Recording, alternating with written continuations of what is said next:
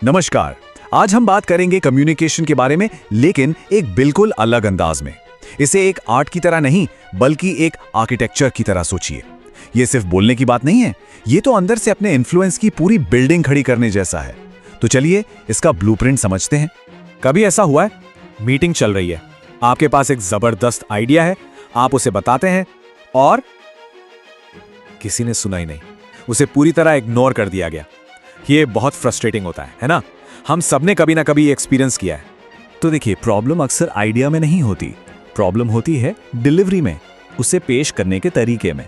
और यही वो चीज़ है जो एक ब्रिलियंट आइडिया को एवरेज बना सकती है या एक सिंपल से आइडिया को जीनियस। और हाँ, ये सोचना छोड़ दीजिए कि अच्छी कम्युनिकेशन स्किल्स कोई गिफ्ट है जो कुछ ही लोगों को मिलती है। बिल्कुल नहीं, ये तो एक स्ट्रक्चर है, एक बिल्डिंग है जिसे कोई भी बना सकता है, अंदर से बाहर की तरफ।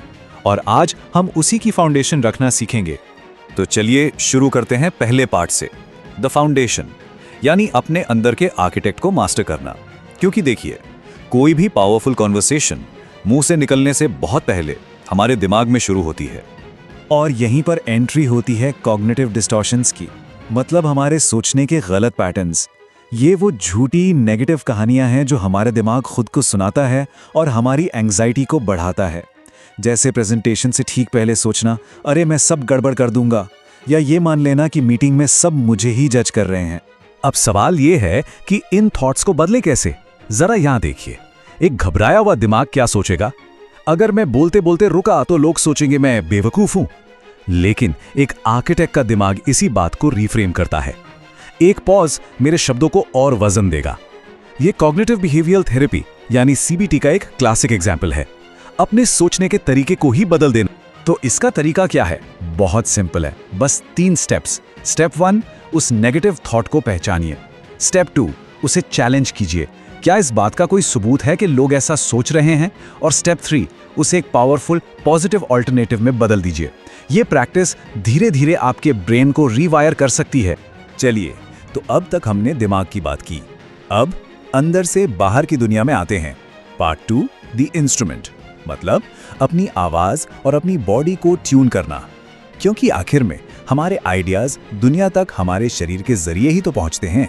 एल्बर्ट मेहराबियन की ये फेमस रिसर्च इस बात को एकदम साफ कर देती है। किसी भी इमोशनल कम्युनिकेशन में हमारा इम्पैक्ट 55% बॉडी लैंग्वेज से आता है, 38% हमारी टोन ऑफ वॉइस से और सिर्फ 7% हमारे शब्दों से। सोचिए जरा, इसका मतलब 93% इम्पैक्ट नॉन वर्बल है। तो बिना कुछ बोले एक रूम में अपनी प्रेजेंस कैसे बनाएं? इसके लिए 3 सिंपल टेक्निक्स हैं। पहली, फ्रंटिंग, मतलब जिससे भी बात कर रहे हैं पूरी तरह से उसकी तरफ मुड़कर खड़े हों, आपका शरीर एक ओपन सिग्नल देता है।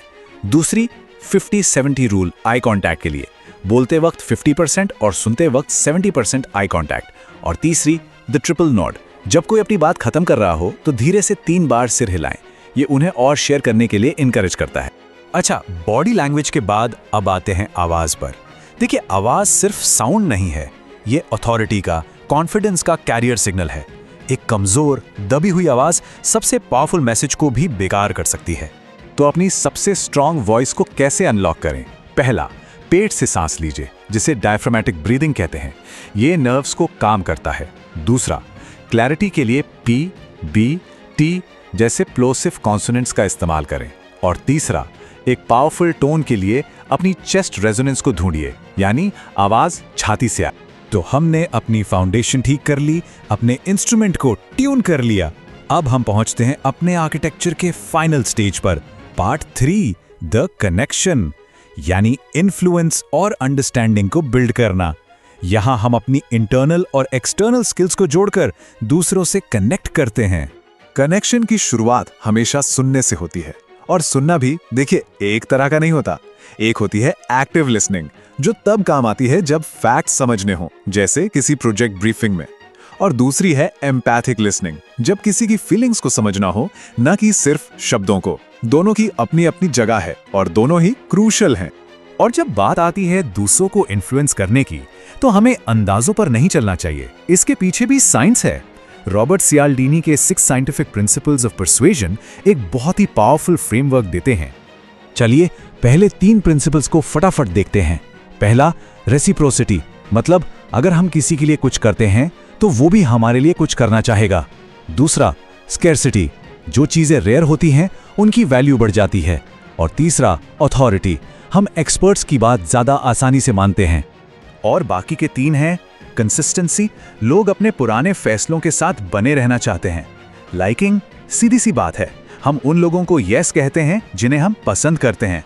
और आखिर में सोशल प्रूफ, जब कंफ्यूजन हो तो हम देखते हैं कि बाकी सब क्या कर रहे हैं। ये 6 प्रिंसिपल्स मिलकर इन्फ्लुएंस का एक जबरदस्त टूल किट बनाते हैं। तो अब हम आ गए हैं अपने फाइनल ब्लूप्रिंट पर, द इनसाइड आउट एडवांटेज, मतलब ये सब कुछ एक साथ मिलकर कैसे काम करता है। ये रहा हमारे कम्युनिकेशन आर्किटेक्चर का पूरा समरी। द फाउंडेशन, अपने माइंड को सीबीटी से मास्टर करें। द इंस्ट्रूमेंट, अपनी बॉडी और वॉइस को ट्यून करें। एंड द कनेक्शन, सुनने और पर्सुएट करने की कला से इन्फ्लुएंस बिल्ड करें। ये तीनों पिलर्स मिलकर एक अनशेकेबल स्ट्रक्चर बनाते हैं। और एक बात हमेशा याद रखिएगा, सबसे बड़ा स्ट्रेटेजिक एडवांटेज ये नहीं है कि आप कितना जानते हैं।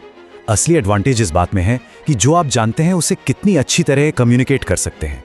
यही वो स्किल है जो नॉलेज को इन्फ्लुएंस में बदलती है। तो आज की बात मैं इसे एक सवाल के साथ खत्म करना चाहूंगा। आज अपने कम्युनिकेशन आर्किटेक्चर में वो पहला छोटा सा बदलाव क्या होगा जो आप करने वाले हैं? क्योंकि याद रखिए, बड़ी बड़ी इमारतें एक दिन में नहीं बनती, वो एक एक ईंट जोड़कर बनाई जाती हैं।